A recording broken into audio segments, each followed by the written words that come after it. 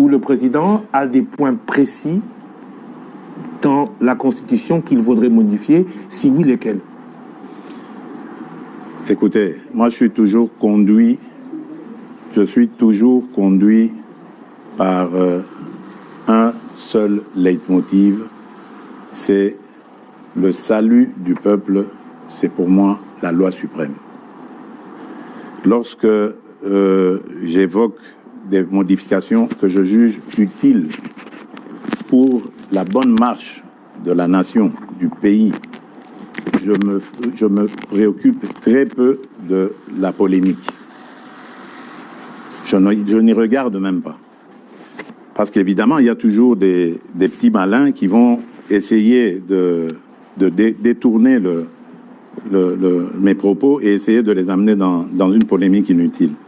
Je n'ai jamais dit que je veux changer la Constitution pour rajouter le nombre de mandats présidentiels ou d'années.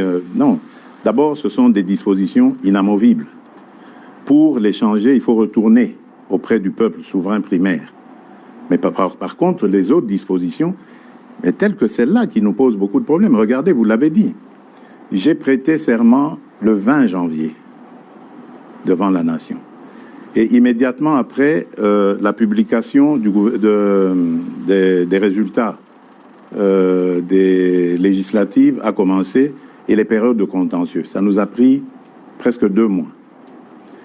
Publication, contentieux, etc., retour, annulation et tout le bazar. Puis ensuite, les députés provinciaux et les communes, cette fois-ci on a eu les conseillers communaux et tout ça, et tout avec son lot de contestations, voilà.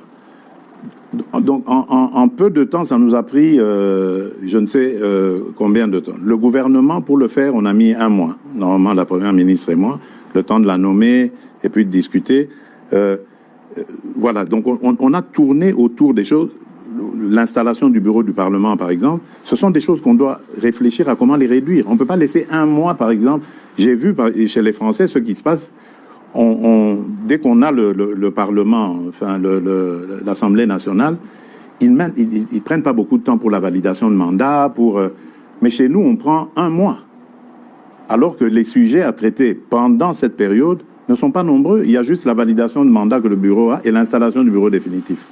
Mais pourquoi ça doit prendre 1 mois? Ça peut se faire en 2 jours. Ce sont des choses comme ça qu'il faut revoir, réduire, etc. Autre chose, par exemple, qui me motivait à vouloir ce changement de constitution, enfin des modifications dans la constitution, c'est la désignation des gouverneurs. Je trouve que la désignation des gouverneurs aujourd'hui fragilise nos provinces. Il faudrait, à mon avis, les gouverneurs étant des grands commis de l'État, qui soient désignés directement par le gouvernement en place et qu'ils rendent direct rapport au gouvernement. Les sanctions, on peut imaginer comment les prendre en cas de dérapage, mais lorsqu'on laisse à la vindicte des parlementaires provinciaux, des députés provinciaux, la gestion comme ça des gouverneurs, moi je crois qu'on a un problème encore de culture politique au Congo.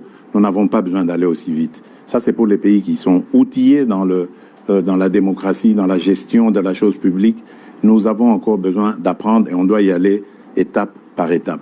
La réforme sur cet éclatement de l'administration a été très très mal faite à mon avis et précipitamment, et il faut revoir. Voilà pourquoi moi j'ai parlé à un certain moment de réunir une grande commission nationale de plusieurs experts, une commission multidisciplinaire qui ferait qu'on prendrait en compte tous les vrais problèmes de la nation, mais par des nationaux, pour avoir une constitution adaptée à nos vrais problèmes, pas celle qu'on a eue, qui nous a été parachutée venue des laboratoires étrangers. Voilà, on pourrait recourir à l'expérience étrangère, mais en fonction de nos expériences vécues au pays. Aujourd'hui, moi je suis désolé, mais notre pays s'éclate de plus en plus à cause de toutes ces élections provinciales et autres qui radicalisent le tribalisme, le clanisme.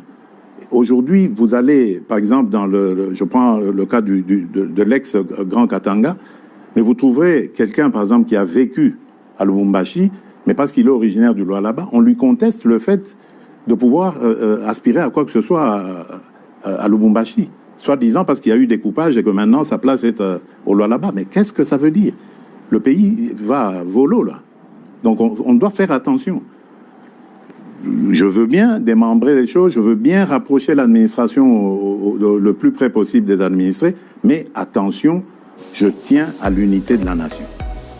J'en suis garant. Monsieur le Président, nous abordons maintenant